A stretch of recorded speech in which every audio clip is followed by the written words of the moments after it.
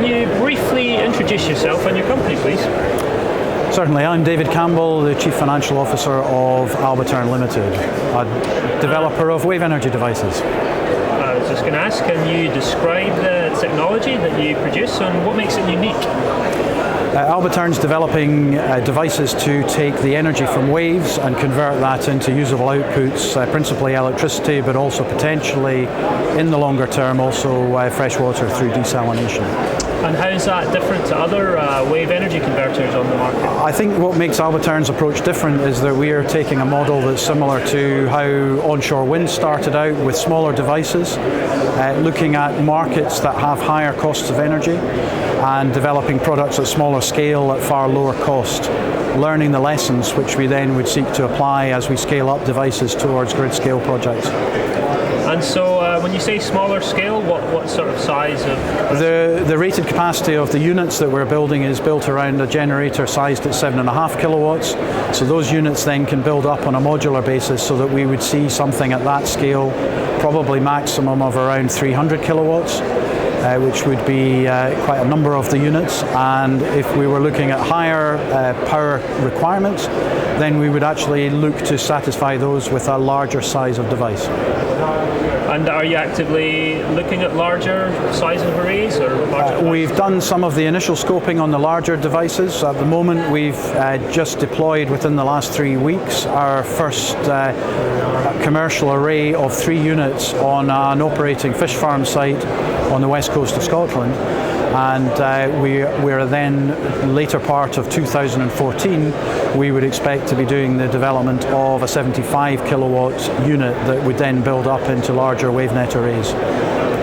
And what would be a sort of typical cost for installed per megawatt? We're still at a very early stage of that, but really we're aiming to get to a level of around 45 pence a kilowatt hour, with subsidy in there as well, whilst we engineer costs down. We're seeing significant cost reductions because a lot of the components that we're building up are standard components that are used many times in a WaveNet array. So we're seeing cost reductions of between 30%, and the highest saving is actually a 90% saving.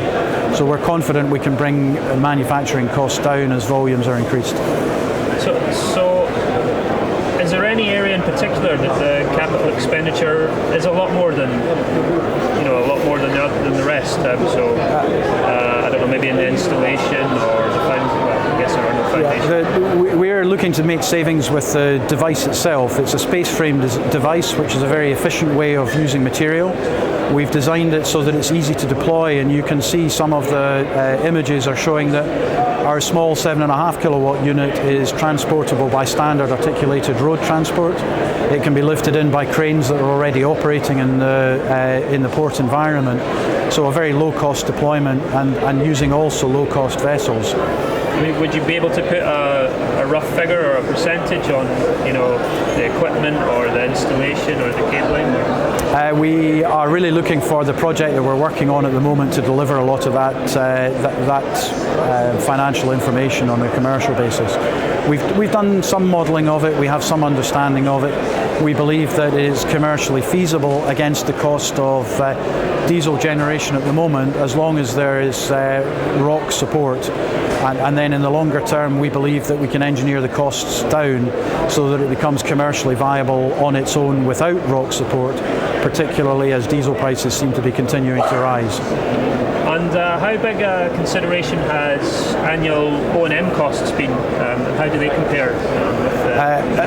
Again, we're really at the stage of validating some of those. In terms of the strategy, it's been designed with most of the components that have a low mean time between failure are around a power takeoff unit, and that power takeoff unit is around 600 kilos. It's located in one of the floats, which is on the surface, so it can be lifted out by a small boat that is able to navigate into the array. And on the modular basis of the units and the devices, we've looked at that on the basis that if there is a failure, a single unit can be taken out from the array and actually repaired off-site. And what have you found to be the main challenges throughout the development of your product? Has it been investment or testing?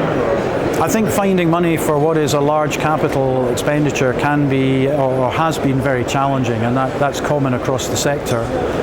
The deployed capital to date on our project is somewhere between £2 and £3 million at the moment, which is significantly less than many of the earlier devices to the marketplace.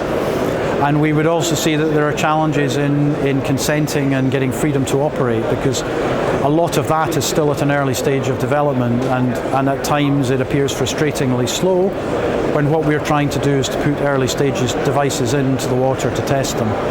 And of that 2 to 3 million, is that spread over a number of different sites, or is that? We carried out one deployment in a site in 2011, 2012, and then the site where most of our capital expenditure is sitting at the moment is actually on the west coast of Scotland in an operating fish farm site that is a new site being commissioned by Marine Harvest Scotland Limited. And lastly, what was your motivation for coming along to the event today?